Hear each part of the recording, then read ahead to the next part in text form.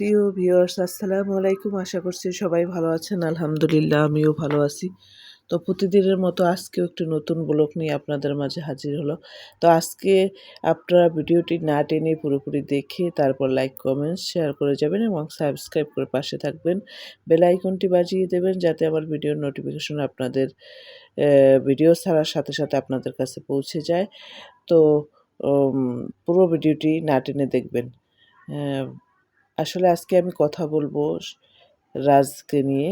রাজ যখন এই বিয়েটা করতে গেছিল তখন আমি তাকে বারবার তাকে কমেন্টস করছিলাম। যদিও তার সাথে আমার যোগাযোগের অপশন নেই বা করতেও চাই না এসব মানুষের সাথে যোগাযোগ। তো বাপুরে আমরা যদি কেউরে ভালোবাসি তাকে কি জীবনে ভোলা যায় বলেন? শারমিনকে যদি সে সত্যিকারে ভালোবাসে তার ডিভোর্স হোক আর যাই হোক, তাকে ভুলতেও তো বাবা ১ টা বছর সময় লাগার কথা। বা এরা এই এই ফ্যামিলি মনে হয় কাউরে আসলে সত্যিকার ভালোবাসে না, ওরা অগরেই ভালোবাসে।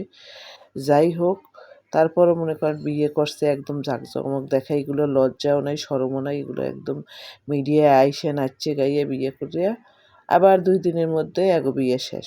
যা দেখলাম যাহ, বিয়ে শেষ হইছে যে নিজে যাইয়ে ডিভোর্স দিছে ঠিক আছে। মেয়েটার দেখলাম গান করে, ভালোই গান করে।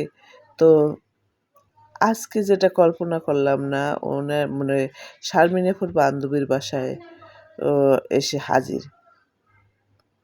কল্পনা করা যায়? এবার তো রাজের সবকিছু ফাঁস। এবার রাজ ভাইয়ের সবকিছু ফাঁস করে দিল। এবার তার পঞ্চম স্ত্রী। আসলে আপনারা যে বউ ব্যবসা করেন এটা আসলে দেখলে বোঝা যায়। শারমিন আপু, আমি মনে করি কে কি বলবে বা কে কিছু করবে সেটা আমি বুঝি না। তবে আমার কাছে মনে হয়েছে যথেষ্ট ভদ্র উনি। ওনার সবাই এটা নিয়ে অনেক কথা শুনাইছে কিন্তু ওনার শাশুড়ি ওনার নামে বাজে কথা বলছে। যার এতটা যত্ন করছে, আমি শারমিন আর এই এর জামাইয়ের ভিডিও দেখতাম কন্টিনিউ, আমি তাদের পছন্দ হইতো এইজন্য ভিডিও দেখতাম। কিন্তু আমার কাছে মনে হইছে যে তার মায়ের জন্য শারমিন আপু বেশ অনেক যত্ন করছে। কিন্তু সেই মাও যখন ছেলের পক্ষ নিয়ে মিথ্যা বলে, তখন আমার কাছে আশ্চর্যই লাগছে মানুষ কিভাবে এতটা অভিনয় করতে পারে। যখন অসুস্থ ছিল বলছে, "মা তোমারে ছাড়াও তুমি আমার আপনজন, আমার বড় ছেলেটাও আমার দেখতাই না, মুখে দেখতাই না, তেমুকে দেখতাই নাই।" অথচ শারমিন সব কাজ করে দিছে, মাথায় ফ্যান দিয়ে খাওয়াইয়ে টাইমলি ওষুধ করে দিয়া সুস্থ করছে। সেই মেয়েটার সাথেও বেইমানি। একটা মেয়ে একবার ঘর ভাঙলে দ্বিতীয়বার আর ঘর ভাঙতে সহজে চায় না। সেই মেয়েটার ঘরটা ভাঙতে বাধ্য হইল। মানে ভাঙতে হইল। তারপরেও সে কিন্তু যত কথা তার শ্বশুরবাড়ি থেকে আসছে সে কিন্তু এর পাল্টা জবাব কখনোই দেয় নাই। আমি দেখি নাই তার ভিডিওতে। রাজের বিরুদ্ধে একটা কটূক্তি করে কথা বলছে। এটা আমি দেখি নাই। আবার মনে করেন হয়তোবা ২ বার সহ্য করতে না পারে ১টা ২টা বার হয়তোবা বলছে। কেন বলতো শারমিনের পক্ষ। মানুষ হিসেবে পক্ষ-বিপক্ষ না, মানুষ হিসেবে মনুষ্যত্বটার বিচার করবেন সবসময়। আপনার ভালো লাগা, খারাপ লাগা না।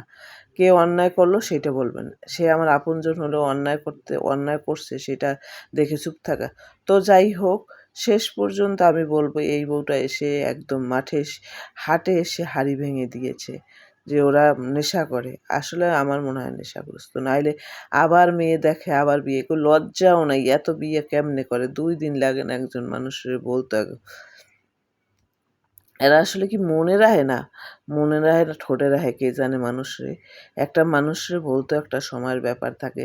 একটা মানুষের আ একসাথে বাস করলে তো কুকুরের জন্য একটা মায়া হয়। তাকে বলতে তো আ বেশ অনেক টাইম লাগার কথা। মানুষ কি একটা বিড়াল মারা গেলেও তো বছরকে বছর মনে রাখে। একটা কুকুর মারা গেলে। সেই জায়গায় একটা মানুষ। তো আমি মনে করি এবার বউটা ঠিক কাজ করছে। এবার উনার তো নিজের কোনো চ্যানেল নাই। উনারে বলতে পারব না উনি কোনো চ্যানেল খোলার জন্য, উনি ভাইরাল হওয়ার জন্য উনার কাছে আছে। কারণ আমার কাছে মনে হয় যে এই রাজের এই বউটা ভাইরাল এমনিতেও হওয়া ছিল। শারমিন আপু আমার মনে হয় না যে রাজরে দিয়ে ভাইরাল হইতে হইছে এরকম কোনো অপশন ছিল। সে রাজরে দিয়ে ভাইরাল হওয়ার প্রশ্নই কারণ শারমিন আপু আগে থেকেই ভাইরাল ছিল। তো আমি মনে করি রাজ আরও শারমিনকে দিয়ে পরিচিত হয়ে আজকে কিছুটা কামাই করে খাইতেছে। এরা ভিউ ব্যবসার জন্য আবার আবার ২ ভাই, ২ টা ভাই দেখতেই এখন জানি আমার কেমন লাগে। এই ২ টা ভাইরে দেখতেই আমার মানে অস্থির লাগে। এই ২ টা ভাইরে দেখতেই আমার অস্থির লাগে। মানে আমি রাজভাইরে এত রিকোয়েস্ট করছি এর মায়ের যে, "এত তাড়াহুড়ো করার কোনো দরকার নেই। মানুষ দেখে শুনে বুঝে এরপর একটা সিদ্ধান্ত নিবেন। হয়তোবা শারমিন আপুর সাথে ভালো ব্যবহার করলে আবার শারমিন আপু ভালোবাসা যেহেতু ছিল সবটা মিটমাট করে নেওয়া যেত। কারণ আপনি রাজভাই ভালো না এটা বোঝা যায়। কারণ আপনি যতই বলেন বউরা ভালো না, একটা বউ ভালো না হইতে পারে এজন্য ৫ টা বউ ভালো হইব না এটা কোনো কথা? আপনি যতই সমাজরে এটা বলতে চান। এরপর যে মেয়েটা আসবে আমি মনে করি ওই মেয়েটাও বোকা। মরতে আসবে এগুলো লজ্জাও না। এগুলো কি এই ভিডিওগুলো দেখে না? সোশ্যাল মিডিয়ায় যে এই ফ্যামিলিতে এই সমস্যা যে বারবার বিয়ে করার ছাড়ে, তাইলে কিভাবে আবার সেই মেয়ের আবার বিয়ে বসে এদের কাছে? আমি নিজেও জানি না। আমি মনে করি এই যে গান করে এ তো একদম বোকা না। সে কি দেখে না এই ভিডিওগুলা যে শারমিনের সাথে কি হইছে না হইছে? তারপরও তারা মনে করেন যে একদম বিয়ের জন্য পাগল হয়ে যায়। কি জন্য পাগল আল্লাহই জানে। যাই হোক, সে তার কাছে যৌতুক চাইছে। যৌতুকের জন্য আ মনে করেন যে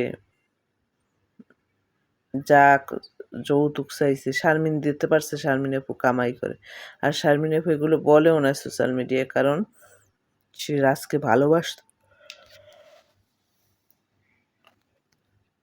তাকে দেখলেই তো বোঝা যাইত সে ডিপ্রেশনে ছিল কতদিন। সে এইটা নিয়েও অনেকদিন ডিপ্রেশনে ছিল। রাজের বিয়েটা সে সময়ে সে ডিপ্রেশনে ছিল। তো এগুলো দেখলে বোঝা যায় কে কাকে সত্যি ভালোবাসে। রাজ আসলে কাউকে ভালোবাসেনি। ভিডিওটা সুন্দর লাগলে